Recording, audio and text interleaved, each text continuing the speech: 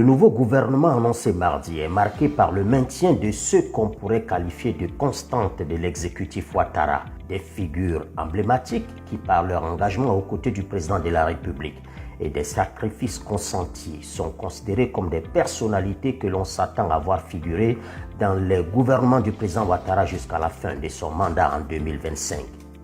Ce quatuor, tel qu'il revient dans toutes les conversations que j'ai eues avec de très hauts dignitaires du parti au pouvoir, est composé de Anne Désiré Ouloto, Kobenan Kwasi Adjoumani, Epifan Zoro Bibalo et Teni Birahima Ouattara. Anne Ouloto a renoncé à son époux qui venait de trahir le président Ouattara par dignité, pour combattre l'injustice dont était victime Alassane Ouattara, mais également par conviction pour la vision d'une Côte d'Ivoire unifiée que prône le président ivoirien. L'intrépide porte-parole du RHDP, Kobenan Kwasi Adjoumani, a le mérite d'avoir très rapidement adhéré à la vision d'une Côte d'Ivoire qui transcende les clivages communautaires du président Ouattara, alors que de grandes figures de son parti d'origine, à l'instar du Premier ministre Patrick Achi ou même du président du Sénat, hésitaient encore entre leur fidélité au secteur bédier et le ralliement à l'idée d'un grand parti politique unifié que prônait Alassane Ouattara. Il déclare sa flamme politique pour le fils de Dramane Ouattara et de Nabintou Cissé. Epifan Zorobi a fait une entrée fracassante sur la scène publique ivoirienne. Juge à Dimbokro, bourgade qui a vu naître Alassane Ouattara, il a eu l'historique courage, à l'époque suicidaire, de dire le droit en décernant un certificat de nationalité à un Alassane Ouattara que le pouvoir d'alors avait décidé d'en faire un apatride. Le dernier du quatuor n'est pas le moins méritant, bien au contraire, même si ses détracteurs veulent souvent de mauvaise foi réduire son seul mérite à sa filiation d'avec son aîné de président.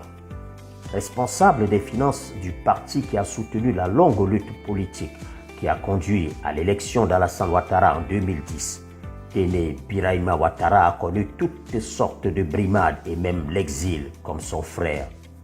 Au-delà de leur engagement assez ligué contre l'injustice qui frappait Alassane Ouattara, ainsi que dans la défense des idéaux du président de la République, ces quatre personnalités ont surtout démontré d'une grande compétence à toutes les fonctions où elles ont été appelées.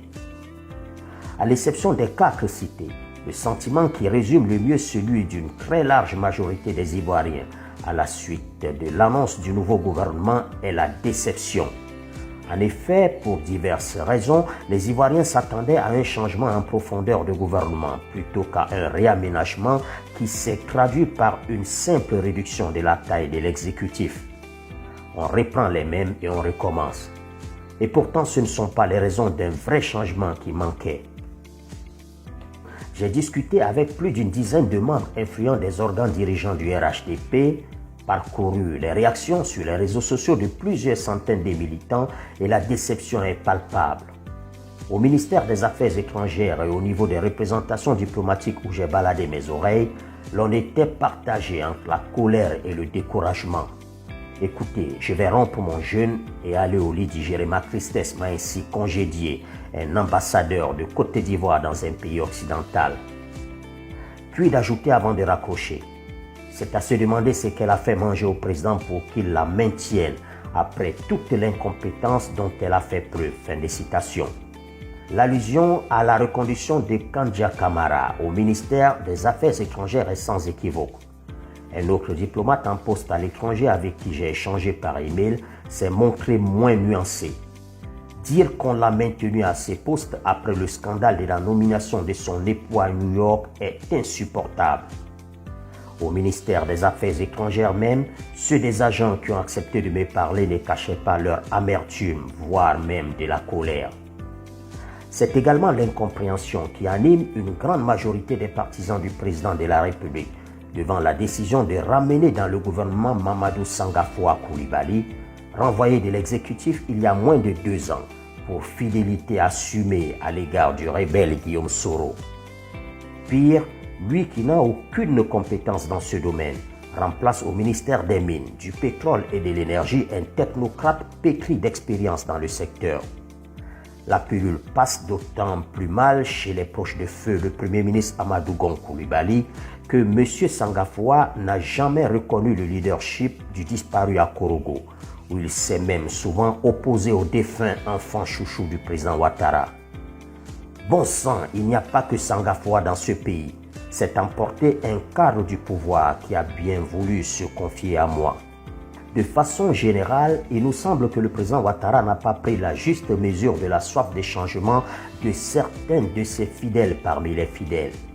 Un vœu de voir d'autres compétences mises à contribution au plus haut niveau qui découle d'une part de la lassitude des militants et même de la majorité de l'opinion publique ivoirienne qui voit les mêmes ministres depuis plus de 10 ans, mais aussi de l'attente de plusieurs hauts cadres de faire valoir leurs capacités aux hautes fonctions ministérielles.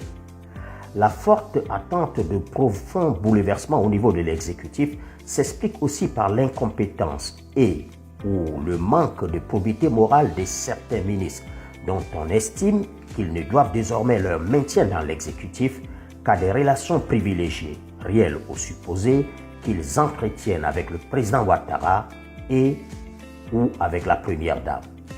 Selon un diplomate étranger qui connaît bien le microcosme politique ivoirien avec qui je me suis entretenu, le président Ouattara est aujourd'hui otage d'un groupuscule d'intrigants laudateurs. C'est ce petit clan qui, de facto, désigne aux plus hautes fonctions à la place du président de la République. À force de flatteries, de commérages et d'allégeances intéressées, ils sont dans les bonnes grâces du chef, qui en retour leur voue une confiance aveugle. Ceux qui l'ont compris et qui ont réussi à identifier ces demi-dieux savent auprès de qui négocier des postes ou le maintien aux hautes fonctions. Et c'est souvent sur d'autres critères que le parcours politique et la compétence que ces Manitou proposent aux patrons l'écart à promouvoir ou à préserver dans leurs privilèges. D'où le sentiment désormais très répandu que ce ne sont plus les meilleurs qui sont promus. Et c'est bien dommage que tout cela se passe sous la gouvernance d'Alassane Ouattara, ancien numéro 2 du FMI mondialement reconnu comme un dirigeant modèle dont les compétences managériales ne souffrent d'aucun doute.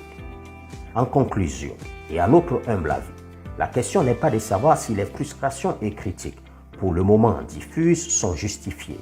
Elles sont réelles et ce serait politiquement risqué de continuer de les ignorer.